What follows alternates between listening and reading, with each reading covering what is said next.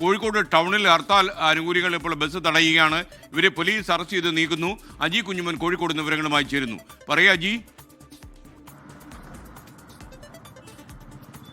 Good morning. അല്പസമയം മുൻപാണ് ഹർത്താൽ അനുകൂലികൾ കോഴിക്കോട് ടൗണിൽ കമ്മീഷണർ ഓഫീസിന്റെ പരിസരത്ത് വെച്ച് ഈ പ്രകടനം നടത്തുന്നതിനിടയിൽ ബസ്സുകൾ തടഞ്ഞത്. അവരെ അപ്പോൾ തന്നെ അറസ്റ്റ് ചെയ്ത് നീക്കുകയും ചെയ്തു.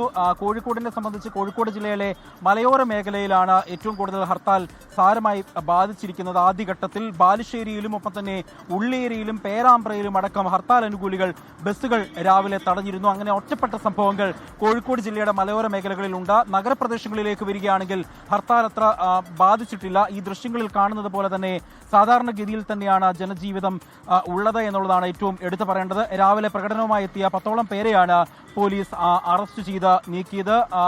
അനിഷ്ട സംഭവങ്ങളൊന്നും തന്നെയും കോഴിക്കോടും റിപ്പോർട്ട് ചെയ്തിട്ടില്ല. മലയോര മേഖലകളിൽ മുക്കമടക്കമുള്ള മേഖലകളിൽ സാധാരണ നിലയിൽ തന്നെ ബസ്സുകളും കടകമ്പോളങ്ങളും ഒക്കെ തുറക്കുന്നതുമുണ്ട്. മാത്രമല്ല വ്യാപാരി വ്യവസായ ഏകോപന സമിതി പറഞ്ഞിരുന്നത് ഹർത്താലുമായി യാതൊരു തരത്തിൽ സഹകരിക്കില്ല, പൂർണ്ണമായും കടകൾ തുറന്ന് പ്രവർത്തിക്കും എന്നടക്കമുള്ള കാര്യങ്ങളാണ് വ്യാപാരി വ്യവസായ ഏകോപന സമിതിയും പറഞ്ഞിരുന്നത്. എന്നാൽ നിലവിൽ മറ്റനിഷ്ട സംഭവങ്ങളില്ല. ഒറ്റപ്പെട്ട സ്ഥലങ്ങളിൽ ബസ്സുകൾ തടയുന്നു, വാഹനങ്ങൾ തടയുന്നു. സംഭവം ഒഴിച്ചു കഴിഞ്ഞാൽ മറ്റ് പ്രശ്നങ്ങളൊന്നും തന്നെ കോഴിക്കോട് ജില്ലയിലില്ല.